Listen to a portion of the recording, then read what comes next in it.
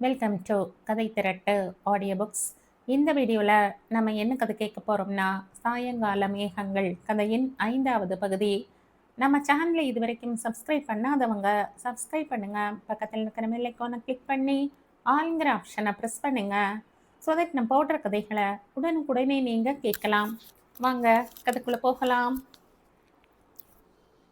செவ்வானமாய் முகமெல்லாம் சிவக்க வெட்கத்துடன் தலை குனிந்திருந்த மனைவியை பார்த்த பரத்திற்கு மனமெல்லாம் சந்தோஷமாக இருக்க, ரிஹா, ஐ லவ் யூடா, நீ எனக்கு மட்டும்தான் சொந்தம், உன்னை என்றுமே எதற்காகவும் இழக்க மாட்டேன், மென்மையாக ஆரம்பித்தவன் ஒருவித அழுத்தத்துடன் முடிக்க, சந்திரிகாவால் தான் அவனை நிமிர்ந்து கூட பார்க்க முடியவில்லை. அவள் நிலையை உணர்ந்த பரத்தும் தானே தொடர்ந்து பேசினான். ரிஹா, சற்று நேரம் முன்பு நீ தடுமாறிய போது உன் ஃப்ரெண்ட் உன்னை பிடித்தான் இல்லையா? அப்போதுதான் நான் என் காதலை முழுதாக உணர்ந்தேனடா. உன்னை தொட்டவனை ஓங்கி அறைய வேண்டும் என்று எழுந்த வெறியில்தான் என் காதல் மனம் வெளியே வந்தது. இறுக்கத்துடன் ஒலித்த மரத் குரலில் தன் வெட்கம் மறந்து பயத்துடன் சந்திரிகா அவனை நிமிர்ந்து பார்க்க, அவள் பார்வையை உணர்ந்தவன், ஐயோ, தவறாக நினைத்து விடாதேமா, அது சாதாரணமாக நடந்தது என்று எனக்கு நன்றாகவே தெரியும்டா. ஆனால் உன் மீது இருந்த காதலையும் உரிமையையும் என் மனம் அந்த நிலையில்தான் எனக்கு எடுத்துரைத்தது. உன் மீது எனக்கு எத்தனை தீவிரமான காதலும் உரிமையும் இருக்கிறது என்று முழுதாக புரிந்ததுடா. அதான் அதை உடனே கூறிவிட்டேன். நீயும் என்னை விரும்புகிறாயா ரிஹா? கடைசி வரியை கேட்கும்போது அவன் குரலில் சொல்லோனா பரிதவிப்பு தென்பட்டதோ. சந்திரிகாவிற்கும் அவன் காதலும் தன் காதலும் புரியத்தான் செய்தது. ஆனால் அவனைப் போல உடனடியாக கூற முடியாமல் வெட்கம் வேறு வந்து தொலைக்க, அவள் ஆம் என்பது போல் மண்டையை மட்டும் உருட்டி வைத்தாள். அவளது அந்த செயலிலேயே ஆணவன் மனம் சிறகில்லாமல் வானத்தில் பறக்க உஹூ என்று கத்தினான் பரத். அவன் செயலில் மேலும் சந்திரிகாவிற்கு வெட்கம் தோன்ற, ஷு, நடுரோடு பரத் என்றாள் மெதுவாக. அவள் குரலில் அவளை திரும்பி பார்த்தவன் ஒற்றை விரல் கொண்டு அவள் முகத்தை தன்னை நோக்கி நிமிர்த்தினான். நான் ரொம்ப சந்தோஷமா இருக்க ரிஹா. நீ ஐ லவ் யூ சொல்ல மாட்டேயா என்ற ஏக்கத்துடன் கேட்க, அவளுக்கு வார்த்தைகள் வந்தால் அல்லவா வெட்கம் அல்லவா வந்து தொலைத்தது. சிவந்திருந்த முகத்துடனும் வெட்க சிரிப்புடனும் அவள் அமைதியாக இருக்க, பரத்தும் அவள் நிலையை புரிந்து கொண்டான். அவள் நாடியை தாங்கி இருந்த விரல் கொண்டே அவள் முகத்தை மேலும் அருகில் இழுத்தவன் அழுத்தமாக அவள் கன்னத்தில் இதழ் பதித்து, சீக்கிரம் சொல்லு ரிஹா, உன் வார்த்தைகளுக்காக நான் ஒவ்வொரு வினாடியும் காத்திருப்பேன். அவள் காதருகில் கிசுகிசுப்பான குரலில் கூறிவிட்டு விலகி அமர்ந்து மகிழ்ச்சியுடன் வண்டியை கிளப்பினான் பரத். அன்று மாலை வீட்டுக்கு வந்த மிதுன் மனைவியை தேடிக்கொண்டு வர, தங்கள் அறை பால்கனியில் இருந்து வந்த மனைவியின் குரல் அவனை ஈர்த்தது. அவனை நான் கேட்கிறேன் அகானா, நீ அழாதேடா ப்ளீஸ் என்று மதி கூறிக்கொண்டிருக்க, தங்கை பெயர் அடிபட்டதில் அங்கு வேகமாக வந்தான் மிதுன். அவன் கண்ட காட்சி உண்மையாகவே அவனுக்கு அதிர்ச்சியாகத்தான் இருந்தது. அகானா மதி தோளில் சாய்ந்து விசும்பிக் கொண்டிருக்க, மதி அவளை அணைத்து ஆறுதல் கூறிக்கொண்டிருந்தாள். ஆம், அன்று மாலை அஜயை பார்க்க என்று வந்த அகானா குழந்தையுடன் கூட ஒன்ற முடியாமல் அடிக்கடி கண்கள் குளம் கட்ட அதை துடைத்து கொண்டே அமர்ந்திருக்க, அதை பலமுறை கவனித்துவிட்ட மதி அகானாவை அதட்டி உருட்டி விஷயத்தை கறந்திருந்தாள். அகானா கூறியதை கேட்டதும் அவள் தன் அண்ணனை விரும்புவதை நினைத்து மகிழ்வதா, இல்லை அவன் பேசி வைத்ததை நினைத்து கோபம் கொள்வதா என்று தெரியாமல் அவள் விழிக்க, கடைசியில் மதிக்கும் கோபமே மிஞ்சியது. அந்த வார்த்தைகளின் வலி அவள் அறியாததா என்ன? அதையே அண்ணனும் உண்மை காதலுக்கு போய் செய்திருக்கிறான் என்று நினைக்கும் போது அவளுக்கு அத்தனை ஆத்திரம் வந்தது. அதில் கோபப்பட்டு அவள் பேசிக்கொண்டிருக்கும் போதுதான் சரியாக மிதுன் வந்தான். மதி கோபத்துடன் பேச, அகானாவோ, இல்லை அண்ணி, ப்ளீஸ் வேண்டாம், எனக்காக நீங்க எதுவும் பேசக்கூடாது, அதுவும் அவரே உணர்ந்த பின். தப்பு அண்ணி, நான் அதை மறக்கத்தான் முயற்சிக்கிறேன் என்று விசும்பலுக்கு இடையில் கூற, இதை மறப்பது சுலபம் அல்ல என்று எனக்கு தெரியும்டா. மதியின் குரலிலும் அடிபட்ட வழியே. அதில் அகானாவும் அவளை கவலையுடன் பார்க்க, என்ன நடக்குதுங்க என்று கேட்டுக்கொண்டே அங்கு வந்து சேர்ந்தான் மிதுன். பக்கத்தில் வந்ததும் தான் அகானா வேகமாக அழுதிருப்பது புரிய, அகா குட்டி, என்னாச்சுடா, என்ற தங்கையிடம் வேகமாக வந்தவன் பதட்டத்துடன் கேட்டான். மதி, அகானா இருவருமே அவனை எதிர்பாராமல் பார்த்ததில் அதிர்ந்து விழிக்க சற்று நேரம் பொறுத்து பார்த்தவன், இப்ப யாரோ ஒருத்தர் சொல்ல போறீங்களா இல்லையா என்று சற்று கோபமாகவே கத்திவிட்டான். அவன் கத்தியதில் மதிக்கு கோபம் வர, எல்லாம் உங்களாலதான் என்று அவளும் கத்திவிட்டாள். இத்தனை நேரம் கோபத்தில் நின்றிருந்தவன் இப்போது மனைவி சொன்னதை கேட்டு குழப்பத்துடன் அவளை கூர்ந்து பார்க்க, அவன் பார்வையில் தான் உளறிவிட்டதை உணர்ந்த மதியும் சட்டென்று வாயை மூடிக்கொண்டாள். ஆனால் இவர்கள் பேசிக்கொண்டதை பார்த்து கொண்டிருந்த அகானாவோ ஒரு முடிவுடன் மிதுன் புறம் திரும்பினாள். நான் சொல்கிறேன் அண்ணா என்று அவள் தொடங்க, இப்போது அதிர்வது மதியின் முறையாயிற்று. அகானா என்ற மதி மெதுவாக அழைக்க, இல்லை அண்ணி, அண்ணாக்கு தெரியட்டும் என்றவள் மிதுனிடம் திரும்பிவிட்டாள். அண்ணா, நானும் மாறனும் விரும்புகிறோம் என்று அவள் தொடங்க, மாறன் என்ற யோசனையுடன் நிறுத்தினான் மிதுன். அண்ணியோட அண்ணா என்று முடித்து வைத்தாள் அகானா. அவள் கூறுவது புரிந்ததும் தன்னை எப்போதும் உரைத்து கொண்டிருக்கும் மாறனின் முகம் கண்முன் தோன்ற மிதுனின் முகம் தானாக திருப்தியின்மையை காட்டியது. அவனையா என்று மிதுன் இழுக்க, அவர்தான் அண்ணா என்று அழுத்தமாக கூறினாள் அகானா. அவள் அழுத்தத்தில் இது தன் வாழ்க்கை என்ற செய்தி இருக்க அதற்கு மேல் மறுக்காமல் சொல்லு என்று விட்டான் மிதுன். நான் அவர் அலுவலகத்தில் தான் வேலை பார்க்கிறேன்னா, எனக்கு அவரை அண்ணியை தெரிவதற்கு முன்பே தெரியும். அப்போதில் இருந்து காதலித்தோம். ஆனால் நீ என் அண்ணன் என்று தெரிந்த பின் அவரால் என்னை ஏற்றுக்கொள்ள முடியாது என்று கூறிவிட்டார் என்று கூறி சிறு இடைவெளி விட்டு நிறுத்தி அகானா அவன் முகத்தை ஆராய, மிதுனோ அவனுக்கு என் மேல் கோபம். என்னை முறைத்து கொண்டேதான் சுற்றி கொண்டிருந்தான். பட் அதுக்கும் உங்க காதலுக்கும் என்ன சம்பந்தம்? இப்போது அதுதான் பிரச்சனையா என்ற யோசனையுடன் கேட்க, அது மட்டும் இல்லைனா, உன்னை பழிவாங்க நீ அண்ணியை தனியாக விட்டது போல் என்னையும் வயிற்றில் குழந்தையுடன் தனியாக விட வேண்டும் என்று கூறினார். அதான் கோபத்தில் வேலையை விட்டுவிட்டு வந்து விட்டேன். தன் பிரச்சனையை கூறி முடித்த அகானா இப்போது மேலும் தீவிரமாக மிதுனின் முகத்தை ஆராய, மதியும் அவனைத்தான் பார்த்து கொண்டிருந்தாள். அவன் முகத்தில் இப்போதும் யோசனையே. இது என்ன முட்டாள்தனமாக குட்டி, பழி வாங்குகிறானா? What nonsense! எங்க பிரச்சனைகளை நாங்க பார்த்துப்போம். இங்கு யாரும் குழந்தை இல்லை. அதற்கும் உன் காதலுக்கும் ஒரு சம்பந்தமும் இல்லை. இது முட்டாள்தனம். அண்ட் நீ கோபப்பட்டதும் சரிதான். அதான் வந்து விட்டாயே, தூக்கி போட வேண்டியதுதானே. இப்போது எதற்கு அழுது கொண்டிருக்கிறாய்? சிறு கோபமும் பெரும் குழப்பமும் கலந்த குரலில் மிதுன் கேட்க, இப்போது மதி, அகானா இருவருக்குமே தலையில் அடித்து கொள்ளலாம் போல் இருந்தது. இருந்தும் கடைசி முயற்சியாக, நான் அவரை விரும்புகிறேன்னா அவரை பிரிந்தால் எனக்கு வருத்தமாக இருக்காதா என்று அகானா கேட்க, சரிவரவில்லை என்றுதானே பிரிந்தாய், அப்புறம் என்ன வருத்தம்? ஆஹா குட்டி, தேவையில்லாமல் வருத்தப்பட்டு அழுது உடம்பை கெடுத்து கொள்ளாதே. பிடிக்கவில்லை என்றால் விட்டுவிடு. இல்லை, பிடித்திருந்தால் திரும்பி போய் அவனுடன் சேரும் வழியை பார். இடையில் இப்படி அல்லாடாதே. சிறு கண்டிப்புடன் வேறு மிதுன் கூறி வைக்க, அவன் நிலை அங்கிருந்த இரு பெண்களுக்குமே நன்றாக புரிந்தது. இவனுக்கு என்றைக்குமே இந்த உணர்வுகள் புரிய போவதில்லை என்று புரிய, இப்போது அகானாவை விட மதிக்குத்தான் அதிக வேதனையாக இருந்தது.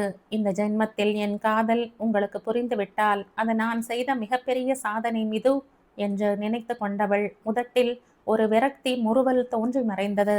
இரு பெண்களின் மனநிலையும் அவனுக்குத்தான் புரியவில்லையே ஒழிய மதியின் நிலையை அகானா சரியாகவே புரிந்து கொண்டாள். மதி கைகளை ஆறுதலாக அகானா பிடித்து கொள்ள அதற்குள் சுதாரித்து விட்டிருந்த மதியும் அவளை பார்த்து புன்னகைத்து வைத்தாள். இதற்கு மேல் மிதுனை பேசவிட்டால் இருக்கும் வலிகள் அதிகம்தான் ஆகும் என்று தோன்ற, நான் சீக்கிரமே ஒரு முடிவெடுக்கிறேன் அண்ணா, நீ போ, நாங்களும் வரோம் என்று மிதுனை அனுப்பி வைத்தாள் அகானா. அதில் அவனும் நகர்ந்து சென்றுவிட, சாரி அண்ணி, இவரை பார்த்தால் மாறன் கேட்டதில் கூட தவறில்லை என்றுதான் இப்போது தோன்றுகிறது. வருத்தத்துடன் அகானா கூற, அதற்குள் முழுதாக சுதாரித்து விட்டிருந்த மதியும், இல்லைடா, உன் அண்ணா இப்போது தவறு செய்யாமல் உண்மையாக இருக்கிறார், அவ்வளவுதான். ஆனால் மாறன் செய்தது தவறுடா. அவனை 4 வார்த்தை கேட்டே ஆக வேண்டும் என்று கோபம் குறையாமல் பேசினாள் மதி. அண்ணி ப்ளீஸ், கொஞ்ச நாட்கள் இதை பற்றி பேச வேண்டாம். இப்போது எனக்கு கொஞ்சம் கேப் வேணும் அண்ணி, பிறகு பார்த்து கொள்ளலாமே என்று பரிதவிப்புடன் அகானா கூறிவிட, அதற்கு மேல் வற்புறுத்த முடியாமல் மதியும் அமைதியாகிவிட்டாள். இரு பெண்களின் மனமும் அவர்களை நினைத்து வெவ்வேறு வகையான வேதனையில் சுருங்கி போயிற்று.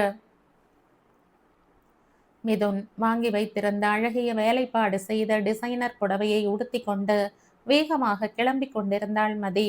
இன்று மாலை அவர்கள் நிறுவனத்தில் இந்த வருட அதிக லாபத்தை கொண்டாடும் வகையில் ஏற்பாடு செய்திருந்த பார்ட்டிக்கு மனைவி வந்துதான் ஆக வேண்டும் என்று கட்டாயமாக சொல்லி இந்த புடவையையும் கொடுத்துவிட்டு சென்றிருந்தான் மிதுன். அம்மா சூப்பர் என்று கிளம்பி நின்று கொண்டிருந்த மதியை பார்த்து அஜய் கூற, அதில் மெலிதாக சிரித்தவள், ஆஹா அப்படியா, அம்மா நல்லா இருக்கனா என்று லேசாக இடவலமாக அசைந்து காண்பித்தாள். சரியாக அதே நேரம் தங்கள் அறைக்கு வந்த மிதுன் கதவின் அருகில் நின்று மெல்லிய சிரிப்புடன் மனைவியின் செயலைத்தான் பார்த்து கொண்டிருந்தான். மதி கேள்விக்கு அழகா இருக்க என்று அஜய் கூற, அப்பா வாங்கி கொடுத்த புடவைதான் அழகா இருக்கு இல்லையா கண்ணா என்று கேட்டுக்கொண்டே உள்ளே வந்தான் அஜய். தந்தையை பார்த்ததும் அவனிடம் தாவி விட்ட அஜயும் ஆமாம்பா என்று அவனுக்கு ஒத்து ஊதினான். அதில் கடுப்பான மதி, நீதானே இப்போ நான் நல்லா இருக்கேன்னு சொன்ன என்ற மகனிடம் பாய அஜயை அடுத்த கையில் லாவகமாக மாற்றிக்கொண்ட மிதுன், இல்லை என்று சொல்லவில்லையே ரதி பேபி, இந்த புடவை உடுத்தியதால் நீ அழகாக இருக்கிறாய் என்று கூறி கண்ணடிக்க அவளோ அவனை முறைத்துவிட்டு பேசாமல் திரும்பி விட்டாள். அதில் வந்த சிரிப்பை முயன்று கட்டுப்படுத்தி கொண்ட மிதுன், நாங்க கீழே கார்ல இருக்கோம் வந்துரு பேபி என்று விட்டு வேகமாக இறங்கி சென்று விட்டான். அப்பாவும் மகனும் என்னை கலாய்க்கிறாங்க, எல்லாம் நேரம் என்று புலம்பிக் கொண்டே தானும் கிளம்பி வந்தாள் மதி. முதலில் அஜயை கொண்டு போய் பூர்ணிமா வீட்டில் விட்டுவிட்டு பின் இருவரும் அலுவலகம் நோக்கி பயணித்தனர். காரில் மதி இன்னும் முகத்தை தூக்கி வைத்து கொண்டே வர அவளை பார்த்து உள்ளுக்குள் சிரித்து கொண்ட மிதுன், ரதி பேபி என்று மெதுவாக அழைத்தான். அதற்கு என்று மட்டும் அவள் முனக, இந்த புடவை எடுத்தபோது இது இத்தனை அழகு என்று எனக்கு நிஜமாகவே தெரியாதடி. என் ரதி பேபி கட்டிய பின்தான் அதன் அழகு பல மடங்காக கூடிவிட்டது தெரியுமா? கிசுகிசுப்பான குரலில் சீரியஸாக மிதன் கூற, அவளோ அவனை திரும்பி முறைத்து வைத்தாள். அதில் மீண்டும் அவனுக்கு சிரிப்பே வர, சும்மா முறைக்காதே ரதி பேபி, குழந்தையுடன் விளையாட்டுக்கு பேசியதெல்லாம் பெரிதாக எடுத்துக்கொண்டு உன் அழகுக்கு முன் வேறு எதுவும் நிற்க முடியாதடி லூசு பேபி என்று மென்மையாக மிதுன் கூற, தன் மனம் அவன் பேச்சில் சமாதானமாவதை ஒரு திடுக்கிடலுடனே உணர்ந்தாள் மதி. சரியான மானம் கெட்ட மனது என்ற தன்னைத்தானே திட்டிக் கொண்டவள் பேசாமல் அந்த பக்கம் திரும்பி அமர்ந்து விட்டாள். அதற்குள் அவர்கள் அலுவலகமும் வந்துவிட அதற்கு மேல் பேச்சை தொடராமல் இருவரும் உள்ளே சென்றனர். மிதுனின் நிறுவனம் மிகப்பெரிய கணிப்பொறி நிறுவனம் என்பதால் பார்ட்டியும் அதற்கு தகுந்தாற் போல்தான் ஏற்பாடு செய்திருந்தனர். ஒவ்வொரு பக்கமும் செட்டாய் நின்று அனைவரும் பேசிக்கொண்டிருக்க முக்கால் வாசிப்பேர் கைகளில் சுலபமாக மதுபானம் மிதந்து கொண்டிருந்தது. மதிக்கு இதெல்லாம் தெரியும் என்பதால் அவளும் அமைதியாக ஒரு இடத்தில் சென்று அமர்ந்து விட்டாள். 5 வருடங்களுக்கு முன் அவளுடன் வேலை பார்த்த சிலர் அவளை அடையாளம் கண்டு கொண்டு வந்து பேச்சு கொடுக்க அவர்களுடனும் சில வார்த்தைகள் பேசி கொண்டிருந்தாள் மதி. அதில் ஒருவர், 5 வருடம் முன்பே நீயும் மிதுனும் காதலித்த மாதிரி இருந்ததே, எப்போது திருமணம் செய்து கொண்டீர்கள், ஏன் இத்தனை வருடம் வரவில்லை என்று தோண்டி துருவி கேட்க அவர்களுக்கு பதில் சொல்லி சமாளிப்பதற்குள் மதிக்கு போதும் போதும் என்றாகிவிட்டது. இங்கு மதி என்ன சொல்வது என்று தெரியாமல் தடுமாறி கொண்டிருக்க சரியாக அதே நேரம் ரதி பேபி இங்கே வா என்ற மிதுனின் குரல் மைக்கில் ஒலித்தது. அதில் மதி ஆச்சரியத்துடன் திரும்ப அவளை மீண்டும் கண்களால் அழைத்தான் மிதுன். அந்த அறையின் நடுவில் மேடை போல் இருந்த சிறு அமைப்பில் ஏறி நின்றிருந்தான். மதி அருகில் வந்ததும் அவளை தன் கை வளையத்திற்குள் வைத்து கொண்டவன், ஃப்ரெண்ட்ஸ், இங்கு சில பேருக்கு நிறைமதியை தெரிந்திருக்கும், பலருக்கும் தெரிந்திருக்காது, எல்லோருக்கும் சேர்த்துத்தான் இந்த செய்தி. She is my wife. எங்களுக்கு திருமணம் முடிந்து 5 வருடம் ஆகிவிட்டது. சில பர்சனல் ரீசன்ஸ் காரணமாக பிரிந்திருந்தோம். இப்போது சேர்ந்தாச்சு. இனி பிரிய வாய்ப்பில்லை. இதை சொல்லும்போது மதி தோள்களில் இருந்த அவன் கைகளில் அழுத்தம் கூடியது. அண்ட் என்னுடைய சன்னும் உங்களுக்கு சீக்கிரமே இன்ட்ரடியூஸ் பண்ணுகிறேன். சங்கடப்படுத்தும் கேள்விகள் வேண்டாம் please. Let's enjoy the party guys என்று முடித்து கொண்டான் மிதுன். இனி உங்களை யாரும் தேவையில்லாமல் கேள்வி கேட்க மாட்டாங்க பேபி என்ற மதி காதருகில் அவன் கூற, கணவன் செயலில் மதியின் மனதில் பெரும் நிம்மதி தோன்றியது.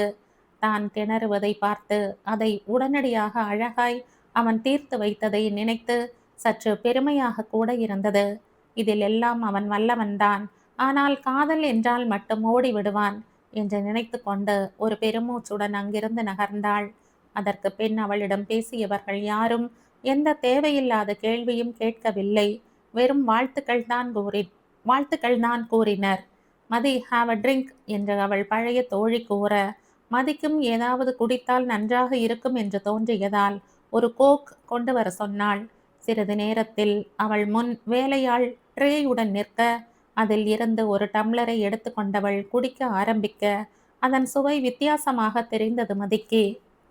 ஏன் ஒரு மாதிரி இருக்கு என்று அவள் அதே வேலையாளிடம் கேட்க, ஓ சாரி மேடம், டயட் கோக் ஒன்று இருந்தது, அதை எடுத்துட்டீங்க போல, சாரி மேம் என்று அவன் மீண்டும் மன்னிப்பு வேண்ட, இட்ஸ் ஓகே என்று அவனை அனுப்பி வைத்து விட்டாள் மதி.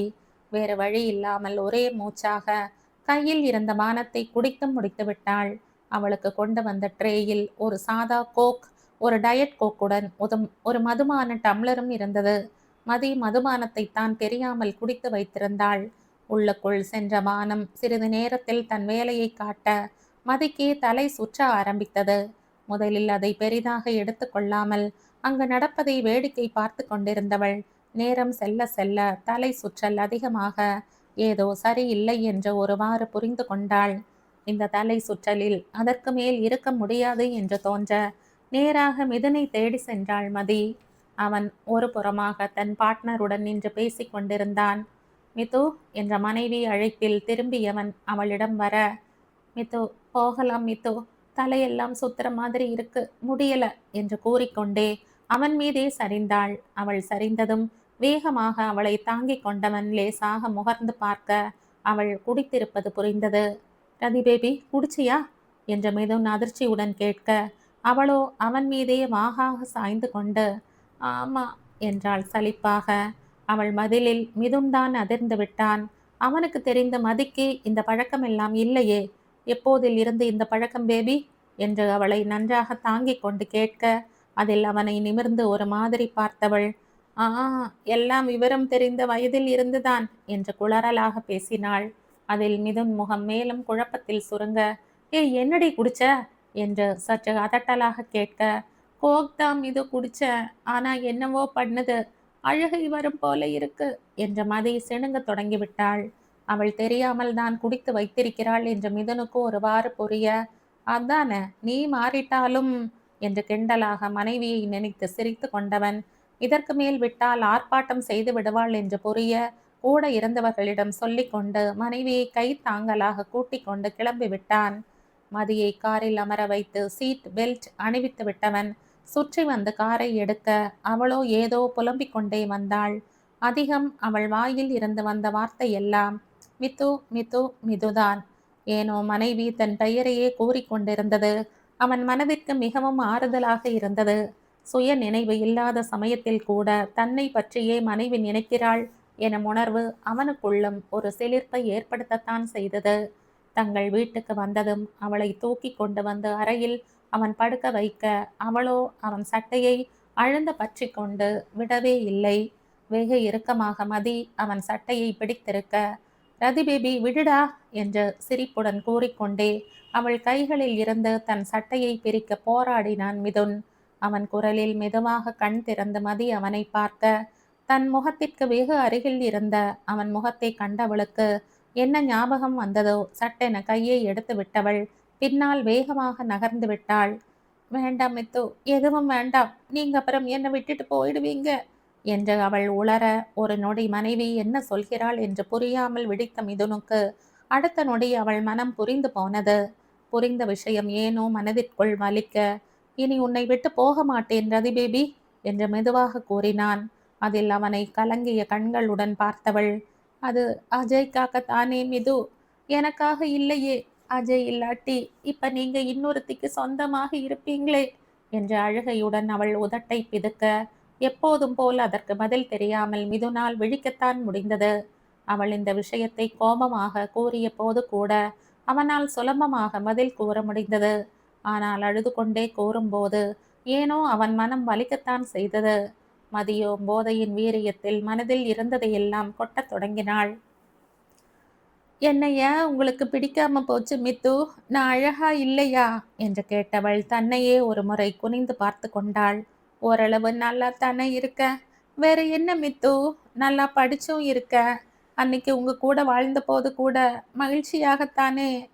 ஒருவேளை நான் உங்களை திருப்திப்படுத்தும் அளவு இல்லையா?"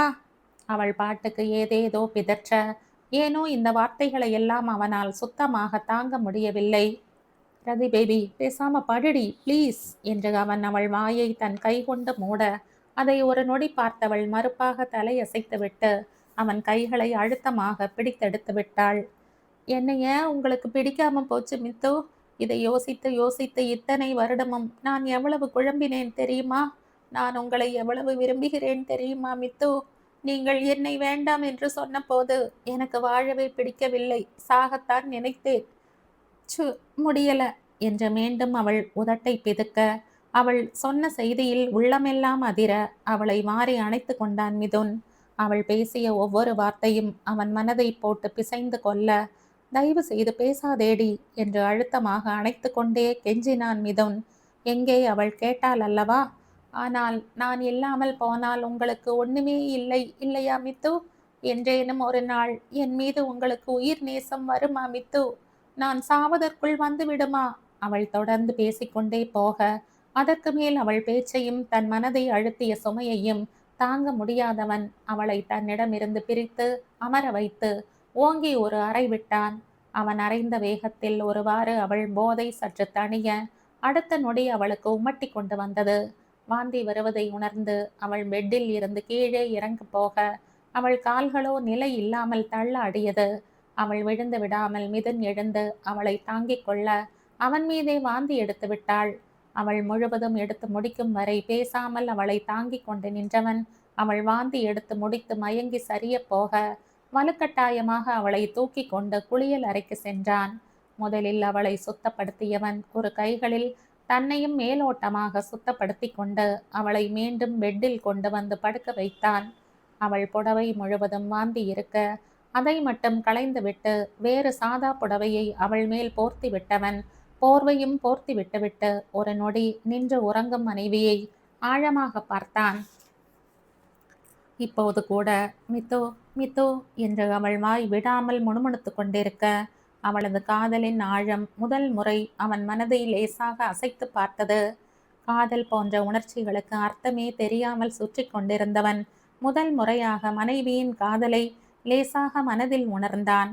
தானும் உடை மாற்றிக்கொண்டு பூர்ணிமாவுக்கு அழைத்து அன்று இரவு அஜய் அங்கேயே இருக்கட்டும் என்று கூறிவிட்டு பால்கனிக்கு வந்து அமர்ந்து கொண்டான் மிதுன். முதல் முறையாக அவன் மனம் முழுவதும் அவன் மனைவியின் நினைவுகளே. அவனுக்கு மதியை எப்போதும் பிடிக்கும் தான், அதே போல்தான் அவளுக்கும் அவனை பிடிக்கும் என்று இத்தனை நாள் நினைத்திருந்தான். அதை தாண்டி இந்த உயிர் காதலை எல்லாம் அவன் உணர்ந்ததும் இல்லை, ஆராய்ந்ததும் இல்லை. ஆனால் இன்றோ சுய நினைவு இல்லாத போது கூட மனம் நிறைந்த காதலுடன் தன்னுடைய பெயரை அவள் உச்சரித்தது அவன் மனதை வெகுவாக அசைத்து பார்த்தது. மேலும் அவள் பேசிய பேச்சுக்கள், அவளது வலிகள் ஒவ்வொன்றும் இன்று அவனுக்கும் வலித்து வைத்தது. அதிலும், "நீங்க இல்லாம நான் சாக நினைச்சேன். ஆனா உங்களுக்கு அப்படி ஒண்ணும் இல்லை இல்லையா?" என்ற மனைவி கேட்ட கேள்வி அவன் மனதை மிகவும் குடைந்தது. அவள் இல்லாவிட்டால் தனக்கு வாழ்க்கையே இல்லை என்று ஆகிவிடுமா என்று மிதுன் யோசிக்க, அதற்கான பதில் அவனுக்கு சரியாக தெரியவில்லை. அப்படி ஒரே ஒரு மனிதர் மீது தன் மொத்த வாழ்வையும் தான் வைப்போமா என்று மிதுனுக்கு தெரியவில்லை. அப்படி வைத்தால்தான் அது காதலா என்றும் அவனுக்கு புரியவில்லை. ஆனால் மதி அதை கூறிய போது தன் மீது ஒருவருக்கு இவ்வளவு அன்பா என்ற பிரமிப்பு தோன்றியதையும் அவனால் தடுக்க முடியவில்லையே. தனக்கு மீதே போல் மதி மீது தோன்றினால் நன்றாக இருக்குமோ என்று முதல் முறை யோசித்தான் மிதுன். அவள் மனதில் இருந்த காதலுக்கு ஒரு வழியாக அவனுக்கு அர்த்தம் புரிய, அது தன் மனதிலும் வர வேண்டும் என்று அந்த நொடி மனதார ஆசைப்பட்டான் மிதுன். அன்று பரத்திற்கு அலுவலகத்தில் வேலை அதிகமாகிவிட்டதால் அவன் வீட்டுக்கு வர தாமதமாகிவிட்டது. வீட்டுக்குள் நுழைந்தவுடன் அவன் கண்கள் மனைவியை தேட, சமையல் அறையில் இருந்து வந்த சத்தத்தில் நேராக அங்கே சென்றான் பரத். அங்கு பூர்ணிமா, அகானா, சந்திரிகா மூவரும் வேலை செய்து கொண்டிருக்க, முதலில் அவளை எப்படி அழைப்பது என்று தெரியாமல் சிறிது யோசித்தவன் பின், "ரிகா, ஒரு காஃபி ப்ளீஸ், ரொம்ப தலைவலிக்குது" என்று சீரியஸாக சொல்லிவிட்டு நகர்ந்து சென்று விட்டான். அங்கிருந்த மற்ற இரு பெண்களும் உண்மையாகவே அவனுக்கு தலைவலி என்று நினைக்க, சந்திரிகாவுக்கு மட்டும் கணவன் செயல் மீது சிறு சந்தேகம் ஏற்பட்டது. அன்று காதலை சொல்லியதில் இருந்தே அவளிடம் ஏதாவது வம்பிழுப்பதும் ஐ லவ் யூ சொல்ல சொல்லி கெஞ்சுவதுமாகவே சுற்றி கொண்டிருந்தான் பரத். அவன் இத்தனை தூரம் கெஞ்சுவது ஒரு தனி சுகத்தை கொடுக்க சந்திரிகாவும் அவனிடம் காதலை கூறாமலே போக்கு காட்டிக் கொண்டிருந்தாள். இன்று என்ன வம்பிழுக்க காத்திருக்கிறானோ என்ற நினைப்புடன் முகத்தில் தோன்றிய மெல்லிய வெட்க சிரிப்பை மறைத்து கொண்டு காஃபி கலந்து கணவனுக்கு எடுத்து சென்றாள் சந்திரிகா. தங்கள் அறைக்குள் நுழைந்தவள் கண்கள் கட்டிலில் கணவனை தேட அங்கு அவனை காணாமல் காஃபியை மேசை மீது வைத்துவிட்டு அறை முழுவதும் கண்களை சுழற்றினாள். எங்கேயுமே அவனை காணாமல் போக, எங்கே போனார் என்று மெதுவாக முனகிக் கொண்டே அவள் திரும்ப நினைக்கும் சமயம் சரியாக அவள் பின்னால் வந்து அவளை அழுத்தமாக அணைத்தான் பரத். அவனது இரும்பு பிடியில் இருந்து அவளால் ஒரு இன்ச் கூட நகர முடியாமல் போக கணவனின் ஸ்பரிசத்தை வெகு அருகில் உணர்ந்ததில் பெண் அவளின் உடல் முழுவதும் கூசி சிலிர்த்தது. பரத், விடுங்க ப்ளீஸ் என்ற கிசுகிசுப்பான குரலில் சந்திரிகா கூற, ப்ரப்போஸ் பண்ணு விடுறேன் என்று கூறிக்கொண்டே அவள் கழுத்தில் மென்மையாக இதழ் பதித்தான். அவளுக்கோ அவன் செயலில் உடல் சிலிர்த்து வெட்கம் மேலிட, பரத் ப்ளீஸ் என்று மேலும் மெதுவாக கெஞ்சினாள். ப்ரப்போஸ் மீ டி ப்ளீஸ் என்று தானும் கெஞ்சினான் பரத். ஒரு நொடி கூறிவிடலாமா என்றுதான் சந்திரிகாவுக்கும் தோன்றியது. ஆனால் அடுத்த நொடி அவனது இந்த கெஞ்சல்களையும் சீண்டலையும் விட மனம் இல்லாதவள் அவள் இடையை அணைத்திருந்த அவன் கைகளை தன் கை நகம் கொண்டு அழுத்தமாக கிள்ளி வைத்தாள். எதிர்பாராமல் அவள் கிள்ளியதில் ஆஹா என்ற கத்தலுடன் அவன் கையை எடுத்துவிட வேகமாக அவனை விட்டு நகர்ந்து நின்று விட்டாள் சந்திரிகா. ராட்சசி, வலிக்குதடி என்ற பரத் கையை தேய்த்து கொள்ள அவளோ அவன் செயலில் கலகலவென சிரித்து வைத்தாள்.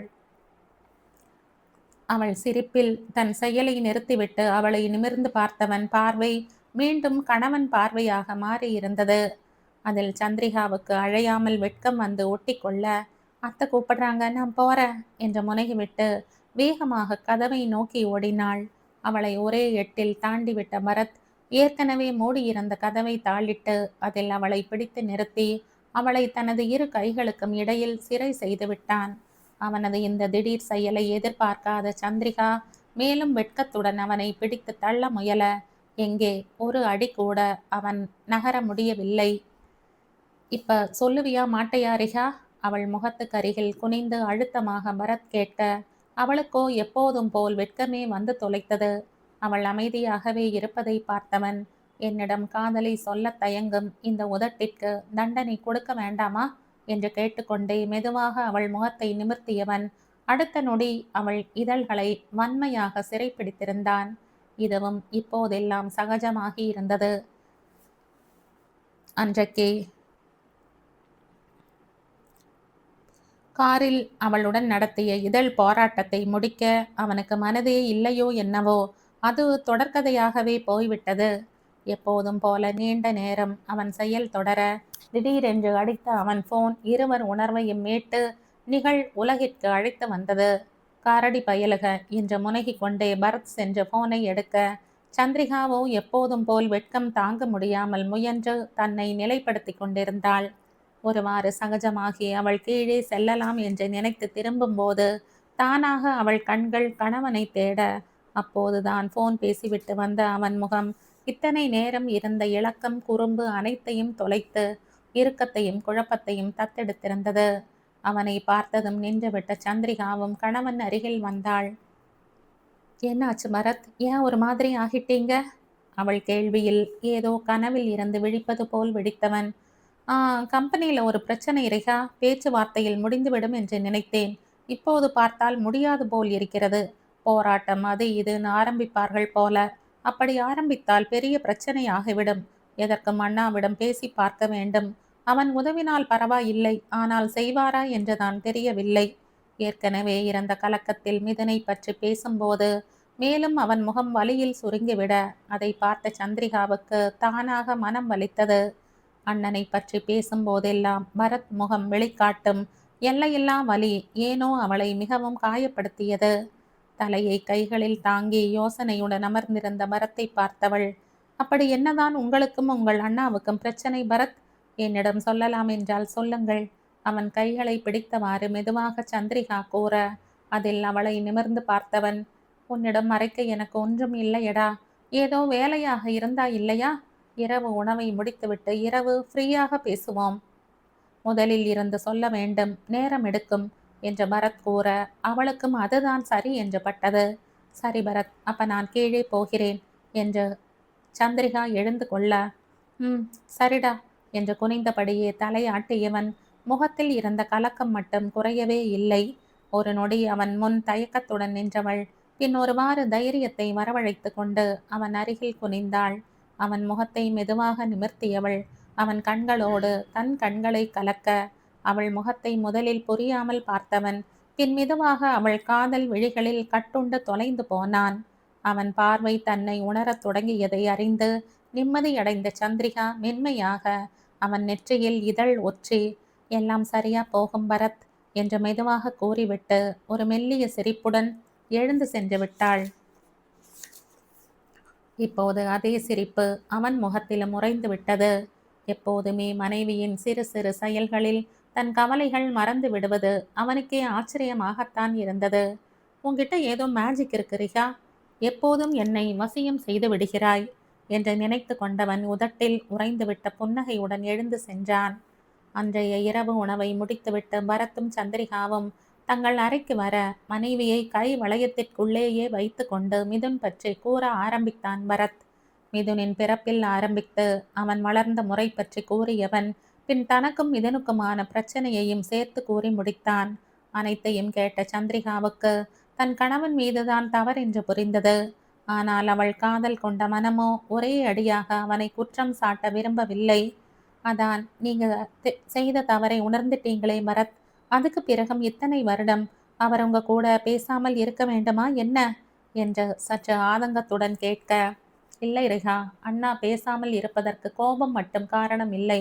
ஏற்கனவே எதிலும் பிடிப்பில்லாமல் இருந்தவன் அந்த சம்பவத்திற்கு பின் மொத்தமாகவே அனைத்தையும் விட்டு ஒதுங்கி விட்டான். அம்மாவின் கெஞ்சலால் மட்டும்தான் இங்கு இருக்கிறான். இல்லை என்றால் திரும்ப வெளிநாடு சென்றாலும் சென்றிருப்பான் என்று கூறி தன் தவறின் வலியை சில நொடிகள் எடுத்து ஜீரணித்து கொண்டான் பரத். அவன் வருத்தப்படுவது சந்திரிகாவுக்கு ஒரு புறம் வேதனையாக இருந்தாலும் மறுபுறம் தவறை உணர்ந்த பின் இத்தனை தூரம் அதற்காக வருந்தி அண்ணன் மீது இவ்வளவு பாசம் அவன் வைத்திருப்பதை பார்க்க அவளுக்கு பெருமையாகவும் இருந்தது. ஆனால் இதில் எனக்கு புரியாமல் இருந்தது ஒன்றே ஒன்றுதான் ரிகா என்று கூறி பரத் நிறுத்த, என்னவென்பது போல் கேள்வியாக பார்த்தாள் சந்திரிகா. அவனுக்கு சந்தேகம் இருந்த விஷயத்தை கூறியவன் இப்போது அண்ணியை பார்த்ததும், எனக்கு ஓரளவிற்கு புரிகிறது. அவங்க கஷ்டத்திற்கும் நான் தான் காரணமாக இருந்தேனோன்னு நினைக்கும் போது ரொம்பவே வருத்தமா இருக்குடா. அவன் கூறியதை கேட்டு அதிர்ந்து விட்ட சந்திரிகா, அப்போ நீங்கள் சொன்னது மாறன் பற்றித்தானா? அட கடவுளே, இது இப்படியா இணைய வேண்டும்? அவள் பாட்டுக்கு தன் போக்கில் புலம்ப ஆரம்பித்து விட, அவள் புலம்புவதை பார்த்து ஒன்றும் புரியாமல் வெடித்த பரத், என்னாச்சிரிகா, ப்ளீஸ் என்னன்னு சொல்லுடா, எனக்கு பயமா இருக்கு என்ற பயத்துடன் கேட்க, மெதுவாக அகானாவின் காதல் விவகாரத்தை கூறினாள் சந்திரிகா. 2 நாட்கள் முன்தான் நடந்த அனைத்தையுமே அகானா சந்திரிகாவிடம் கூறியிருந்தாள். ஒரு அண்ணியிடம் கூறி மற்றொரு அண்ணியிடம் எதையும் மறைக்க வேண்டாம் என்று அவள் கூறியிருந்தாள். அவள் கூறியதை கேட்ட பரத் தலையில் கை வைத்து அமர்ந்து விட்டான். அவன் கண்கள் அவனை கேட்காமலேயே கண்ணீர் வடிக்க, அவன் மனமோ வெடித்து விடும் போல வலித்து கொண்டிருந்தது. அவன் அழுவதை பார்த்ததும் பதறிவிட்ட சந்திரிகா, அச்சோ பரத், நீங்க ஏன் அழறீங்க? அகானா பிரச்சனைக்கு காரணம் மிதுன் தானே என்று அவனை அணைத்து சமாதானம் கூற, அவனோ, எல்லாத்துக்கும் முதல் காரணம் என் தவறுதான் இல்லையா ரிகா? என்னால தாங்க முடியலையே. நான் ஒருவன் செய்த முட்டாள்தனத்தில் எத்தனை பேர் வாழ்க்கை சிதைந்திருக்கிறது. என்னால முடியலடி. ஐயோ, எனக்கு செத்துடலாம் போல இருக்கே. அவன் பாட்டுக்கு அவளை அணைத்து கொண்டு புலம்பிக் கொண்டே இருக்க, சிறிது நேரம் அவனை அழவிட்ட சந்திரிகா இதற்கு மேல் அழுதால் நிச்சயம் தன் மனதிற்குள்ளேயே புழுங்கி விடுவான் என்று புரிந்ததால் அழுத்தமாக அவனை தன்னிடமிருந்து பிரித்தெடுத்தாள். அவள் அணைப்பில் இருந்து விடுபட்டவன் கை பொம்மை பறிக்கப்பட்டு விட்ட குழந்தை போல் மலங்க மலங்க விழிக்க, அதில் பெண் அவள் தாய் உள்ளம் அவன் பால் முழுவதும் நெகிழ்ந்து விட்டது. இருந்தும் அதை முயன்று கட்டுப்படுத்தி கொண்டவள், இப்போ அழுவதை நிறுத்த போறீங்களா இல்லையா பரத் என்று அழுத்தமாக கேட்டாள். அவள் குரலில் அவன் அழுகை தானாக நின்றுவிட அவன் அவளையே பார்த்து கொண்டிருந்தான். முதலில் நீங்கள் செய்தது தவறுதான். ஆனால் மதி அக்கா விஷயத்திற்கோ இப்போது அகானா பிரச்சனைக்கோ உங்களுக்கு ஒரு சம்பந்தமும் இல்லை. அது எல்லாம் உங்கள் அண்ணாவின் தவறால் நடந்தது. அவர் தேர்ந்தெடுத்த தவறான முறையால் வந்த விளைவுதான் அனைத்துமே. புரிகிறதா? மேலும் அழுத்தமாக சந்திரிகா பேச ஒருவாறு அவள் பேசியது அவன் தலைக்குள்ளும் ஏறியது. அதில் அவன் மனதில் இருந்த குற்ற உணர்ச்சி வெகுவாக குறைந்தது என்றால் நிச்சயம் மிகையல்ல. அவன் முகம் லேசாக தெளிந்து விட்டதில் சந்திரிகாவுக்கும் நிம்மதியாக இருந்தது. நான் உன் மடியில் படுத்துக்கவா ரிகா என்று பரத் மெதுவாக கேட்க அதில் முழுவதும் நெகிழ்ந்து விட்டவள் அவனை அணைத்து தன் மடியில் படுக்க வைத்து கொண்டாள். மெதுவாக சந்திரிகா அவன் சிகை கோத அதில் கொஞ்சம் கொஞ்சமாக தன் அலைப்புறுதல்கள் குறைந்து உறங்கிவிட்டான் பரத். தூங்கும் கணவனை முகத்தில் மென்மையுடன் பார்த்து கொண்டிருந்த சந்திரிகாவும் கணவனின் மன அலைப்புறுதல்கள் சீக்கிரம் முழுமையாக தீர வேண்டும் என கடவுளிடம் வேண்டிக் கொண்டாள். மிதுன் அவனை மன்னித்தால் அவன் சரியாகி விடுவான் என்று தோன்ற அதற்கும் மனதார பிரார்த்தித்து கொண்டாள் சந்திரிகா. பாவம், அதற்கு முன் நடக்கவிருக்கும் விபரீதம் அவளுக்கு தெரியவில்லை. இரவின் தனிமையில் மொட்டை மாடியில் நின்றிருந்த மாறன் மனதெல்லாம் நிறைந்துவிட்ட பாரத்துடன் இருளை வெறித்து கொண்டிருந்தான். அவன் மனம் முழுவதும் தன்னவளையே சுற்றி சுற்றி வந்து கொண்டிருந்தது. அகானா சென்றதில் இருந்து அவன் அழைப்புகளை கூட அவள் ஏற்பதில்லை. அவனும் ஒவ்வொரு நாளும் எப்போதுதான் அவள் கோபம் தீருமோ என்று வேதனையுடன் காத்து கொண்டுதான் இருக்கிறான். அவன் தன் மன எண்ணங்களிலேயே உழன்று கொண்டிருக்க இளா என்ற அபிராமியின் குரல் அவனை நினைவுலகிற்கு மீட்டு வந்தது. அன்னை குரலில் ஒரு நொடியில் தன்னை நிலைப்படுத்தி கொண்டு திரும்பியவன் சொல்லுங்கம்மா என்றான் முயன்று வரவழைக்கப்பட்ட சாதாரண குரலில். அதற்குள் மகன் அருகில் வந்து விட்டிருந்தவர் ரொம்ப நடிக்க முயற்சிக்காதே இளா என்றார். அவர் கூற்றில் மாறன் குழப்பத்துடன் அவரை பார்க்க என்ன ஆச்சு இளா? யார் என் மருமக? என்ன பிரச்சனை என்று நேரடியாக விஷயத்திற்கு வந்துவிட்டார். அவர் கேள்வியில் மாறன் தான் அதிர்ந்து விழித்தான். அம்மா, அப்படியெல்லாம் ஒன்றும் இல்லையேம்மா என்று அவர் கண்களை சந்திக்க முடியாமல் எங்கேயோ பார்த்து கொண்டு அவன் கூற, பொய் வேண்டாம் இளா, எங்கே என் கண்ணை பார்த்து சொல்லு பார்ப்போம், நீ காதலிக்கவில்லை என்று. அன்னையின் கேள்வியில் அவர் முகத்தை நேராக பார்த்த மாறனின் கண்கள் அவர் முகத்தில் இருந்த பாசத்தில் அவனை அறியாமல் கலங்கிவிட்டது. மகன் கண்களில் கண்ணீரை பார்த்ததும் பதறிவிட்ட அபிராமியும் என்ன ஆச்சு இளா? அம்மா கிட்ட சொல்லுடா, இந்த சோகத்தை உன் தங்கை முகத்தில் தொடர்ந்து 5 வருடம் பார்த்தவள்டா நான். இன்று உன் முகத்திலும் அதே சோகம். ஆனால் அவளைப் போல் நீயும் ஒரே அடியாக கவலைப்படக்கூடாதுடா. என்ன ஆச்சுன்னு சொல்லு இளா, எப்படியேனும் சரி செய்வோம். மதியைப் போலவே மகனும் நின்றுவிடக் கூடாதே என்ற பரிதவிப்பில் ஒலித்தது அபிராமியின் குரல். அதில் அவர் மனமும் மாறனுக்கு புரிய அவனுக்கும் தன் மனதின் உணர்வுகளை யாரிடமேனும் கொட்ட வேண்டும் போல் இருந்தது. அதனால் அன்னையிடம் எதையும் மறைக்காமல் சொல்லிவிட்டான். அவன் காதலில் ஆரம்பித்து கடைசியாக அவன் செய்த தவறு வரை கூறி முடித்தவனுக்கு கடைசியாக தான் பேசியதை கூறும்போது அவனுக்கே கூசிவிட்டது. அவன் கூறி முடித்ததுமே உச்சக்கட்ட அதிர்ச்சியில் இருந்தவர் முட்டாளாயிலா நீ என்று கத்திவிட்டார். அவனுக்கோ அவர் கோபம் கூட ஒரு வகையில் இதமாக இருக்க, ஆமாம்மா, அப்படித்தான் நடந்து கொண்டேன் என்ற குரலில் சொல்லொணா வலியுடன் கூறினான். அதை கேட்டதும் அன்னை மனம் தாங்கவில்லையோ. மகன் கைகளை ஆறுதலாக பிடித்து கொண்டவர், அகானா ரொம்ப நல்ல பெண்டா. நீங்கள் இருவரும் தான் விரும்புகிறீர்கள் என்றால் அது எனக்கு மிகவும் மகிழ்ச்சியே. ஆனால் நீ கடைசியாக அவளிடம் பேசியது பெரிய தவறு இளா. அது உன் காதலையே அல்லவா கேள்விக்குறியாக்குகிறது. மகனுக்கு புரிய வைக்க வேண்டும் என்று பொறுமையாக அபிராமி எடுத்து கூற அவனுக்கு இதை அவளை புரிய வைத்துவிட்டு சென்றிருந்தாளே. புரியுதுமா, அந்த ஒரு நொடி ஆனா பற்றி யோசிக்காமல் மதி பற்றி யோசித்து விட்டேன். அது பெரிய தவறுதான்மா. அதற்கு மன்னிப்பும் கேட்டு விட்டேன். ஆனால் அவள் என்னை மன்னித்தது போல் தெரியவில்லையேம்மா. கொஞ்சம் டைம் வேண்டும் என்று கேட்டுவிட்டு சென்றவள் அதற்கு மேல் என்னிடம் பேசவே இல்லைம்மா. பயமா இருக்குமா? தான் ஒரு ஆண்மகன் என்பதெல்லாம் மறந்து அந்த நொடி அன்னை மடி தேடும் சேயாகவே மாறிப்போனான் மாறன். உள்ளமெல்லாம் ரணமாக வலிக்க அந்த வலியை அப்படியே குரலில் தேக்கி பேசிய மகனை பார்த்தவருக்கு அத்தனை வேதனையாக இருந்தது. செய்த தவறை உணர்ந்து விட்ட போது அவருக்கும் அதற்கு மேல் மகனின் தவறை சுட்டி காட்ட மனம் வரவில்லை. அபிராமி அபிராமி அவனை ஆறுதலாக அணைத்து கொள்ள அவனும் முடிந்தவரை அன்னை அணைப்பில் அடங்கிக் கொண்டான். சீக்கிரமே அகானா உன்கிட்ட வந்துருவா இளா என்று அபிராமி மெதுவாக கூற அவரிடமிருந்து விலகியவன், வருவாளாமா? வரணும். ஒருவேளை வராமல் அவள் என்னை வெறுத்து வேறு யாரையாவது திருமணம் செய்து கொள்ள ஆசைப்பட்டாலும் நான் தடுக்க மாட்டேன். ஆனால் அவளது அந்த கல்யாணம் நிச்சயம் என் கருமாதிக்கு பிறகுதான்மா நடக்கும். உறுதியான குரலில் அவன் கூற அவன் வார்த்தைகளில் அபிராமிதான் துடித்து விட்டார். உளராதே இளா என்று அவரும் பரிதவிப்புடன் கத்திவிட அவன் முகத்தில் இருந்த உறுதியோ கொஞ்சமும் குறையவில்லை. உளரவில்லைமா, ஆனா இல்லை என்றானால் அதுதான் நடக்கும். அதில் எந்த மாற்றமும் இல்லைமா. இப்போதும் அவன் குரலிலும் முகத்திலும் அத்தனை உறுதி. மகன் இதே போல் மனநிலையில் இருப்பது சரியில்லையே என்று அவருக்கும் பயமாக இருக்க முயன்று தன்னை கட்டுப்படுத்தி கொண்டவர் அவன் மனம் மாறு பேசினார். இப்படி வருத்தப்படுவதற்கு பேசாம நேரில் போய் என் மருமகளை கூட்டிண்டு வாயேண்டா என்று அபிராமி கூற, என்னம்மா சொல்றீங்க என்றுதான் மாறன் அதிர்ந்து விழித்தான். நிஜமா தாண்டா சொல்றேன். நீ இங்க அவள் அங்கன்னு கவலைப்படுறதுக்கு பேசாம நேரில் போய் சமாதானப்படுத்தி என் மருமகளை கூட்டிட்டு வாடா. நான் பூர்ணிமா கிட்ட உங்க காதலை சொல்லிடுறேன். அகானா சமாதானம் ஆன உடனே நிச்சயம் பண்ணிப்போம், சரியா? அபிராமி சாதாரணமாக கூற, அம்மா என்று மேலும் விழித்தான் மாறன். சும்மா முழிக்காதடா, எப்போ கிளம்ப போற என்று அவர் தொடர்ந்து கேட்க அவர் தொடர் கேள்விகளில் ஒருவாறு தன் அதிர்ச்சியில் இருந்து தெளிந்தவனுக்கு இப்போது அபிராமி கூறியது எல்லாமே சரியாகப்பட்டது.